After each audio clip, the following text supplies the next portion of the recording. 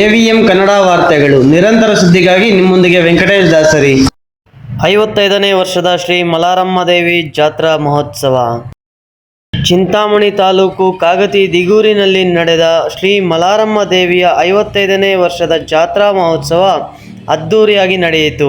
ಚಿಂತಾಮಣಿ ತಾಲೂಕಿನ ಕಾಗತಿ ದಿಗೂರಿನಲ್ಲಿ ನೆಲೆಸಿರುವ ಶ್ರೀ ಮಲಾರಮ್ಮ ದೇವಿಯ 55ನೇ ವರ್ಷದ ಜಾತ್ರಾ ಉತ್ಸವದಲ್ಲಿ ಮಾತೆಗೆ ವಿಶೇಷ ಪೂಜಾ ಕೈಂಕರ್ಯಗಳು, ಹೂವಿನ ಅಲಂಕಾರವನ್ನು ಮಾಡಲಾಗಿತ್ತು.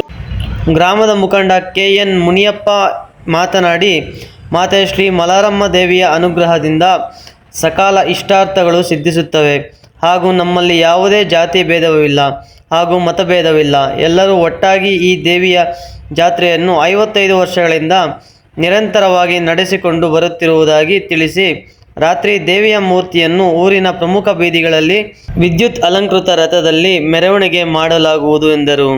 ನಾವು ನಂಗೆ 47 ವರ್ಷದಿಂದ ಇಲ್ಲಿ ಜಾತ್ರೆ ಮಾಡ್ತಾನೆ ಇದ್ದಾರೆ. ಅದು ಮೊದಲು ಮಲ್ಲಾರ ಗಂಗಣ್ಣ ಅವ್ರು ತಂದು ಇಲ್ಲಿ ದೇವಿಯ ಪ್ರತಿಷ್ಠಾಪನೆ ಮಾಡಿರೋದು.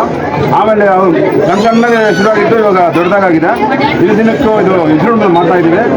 ಮತ್ತು ಸುಮಾರು ಇಲ್ಲಿ ಈ ಊರಲ್ಲಿ ಕಾಗತಿ ಊರಲ್ಲಿ ಸುಮಾರು ಒಂದು 50ರಿಂದ 60 ಜನ ಮಕ್ಕಳಿಗೆ ಮಲರನ್ನು ಇಟ್ಕೊಂಡಿದ್ದಾರೆ. ಮಧು, ಮಾಂತಿ, ಮೋನಿಕಾ ಈ ಥರನೇ ಎಲ್ಲ ಇಟ್ಕೊಂಡಿದ್ದಾರೆ. ನನಗೆ ಕೂಡ ಮಧು ಅಂತ ಈ ತಾಯಿ ಪ್ರೇಮಿಯಿಂದ ನಾವು ಹುಟ್ಟಿರೋದು. ಸುಮಾರು ಒಂದು 50ರಿಂದ 60 ಜನ ಹೆಸರುಗಳು ಇವೇ ಇದೆ. ಮಲಾರಮ್ಮ, ಮೋನಿಕಾ, ಹೆಣ್ಮಕ್ಳಿಗೆ ಗಂಡು ಮಕ್ಕಳಿಗೆಲ್ಲ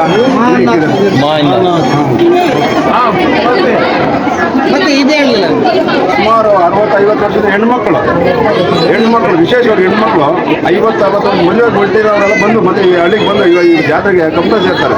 ಸರಿ, ಈ ವಿಜೃಂಭಣೆಲ್ಲ ಜಾತ್ರೆ ಎಲ್ಲ ಪಾಲ್ಗೊಳ್ತಾರೆ. ಪ್ರತಿಯೊಬ್ಬ ಹೆಣ್ಮಕ್ಳು ಬರ್ತಾರೆ ಇಲ್ಲಿ. ಅದೇ ವಿಶೇಷ ಇಲ್ಲಿ. ಮಾಜಿ ಗ್ರಾಮ ಪಂಚಾಯಿತಿ ಅಧ್ಯಕ್ಷ ಮಧು ಮಾತನಾಡಿ, ನಮ್ಮ ಊರಿನ ದೇವತೆಯಾಗಿರುವ ಶ್ರೀ ಮಲಾರಮ್ಮ ದೇವಿಯ ಕೃಪೆಯಿಂದ ಉತ್ತಮ ಮಳೆ ಬೆಳೆಯಾಗಿ ನಮ್ಮ ಗ್ರಾಮ ಮಾತ್ರವಲ್ಲದೆ ಸುತ್ತಮುತ್ತಲಿನ ಗ್ರಾಮಸ್ಥರು ಸುಖ ಶಾಂತಿಯಿಂದ ಬಾಳುವಂತೆ ದೇವಿಯ ಕರುಣೆ ಸದಾ ಇದೆ ಎಂದು 5,000ಕ್ಕೂ ಅಧಿಕ ಭಕ್ತಾದಿಗಳಿಗೆ ಅನ್ನದಾಸೋಹವನ್ನು ಏರ್ಪಡಿಸಲಾಗಿದೆ ಎಂದು ನುಡಿದರು. ಗ್ರಾಮ ಪಂಚಾಯಿತಿ ಅಧ್ಯಕ್ಷ ಮಧು, KN ಮುನಿಯಪ್ಪ, ರಾಮಚಂದ್ರಪ್ಪ, ಅಶ್ವತ್ಥಪ್ಪ, ಕಾಗತಿ ಪಟೇಲ್, ಬೈರಾರೆಡ್ಡಿ, ನಾಗರಾಜ್, ವೆಂಕಟರತ್ನ, ಮಧು, ನಟರಾಜ್, ಮಾಜಿ ಗ್ರಾಮ ಪಂಚಾಯಿತಿ ಸದಸ್ಯ ವೆಂಕಟರಮಣಪ್ಪ, ಮಹಾದೇವ್, ವೇಣುಗೋಪಾಲ್, ರಾಜಣ್ಣ ಇವರ ನೇತೃತ್ವದಲ್ಲಿ ಶ್ರೀ ಮಲಾರಮ್ಮ ದೇವಿಯ 55ನೇ ವರ್ಷದ ಜಾತ್ರಾ ಮಹೋತ್ಸವ ಬಹಳ ವಿಜೃಂಭಣೆಯಿಂದ ನೆರವೇರಿತು. ಚಿಂತಾಮಣಿ ನಗರದ ಪ್ರಮುಖ ವಾರ್ತೆಗಳಿಗಾಗಿ AVM ನ್ಯೂಸ್ ಅನ್ನು ಸಬ್ಸ್ಕ್ರೈಬ್ ಮಾಡಿ, ಬೆಲ್ ಐಕಾನ್ ಅನ್ನು ಒತ್ತಿ, ಲೈಕ್ ಮಾಡಿ ಹಾಗೂ ಶೇರ್ ಮಾಡಿ.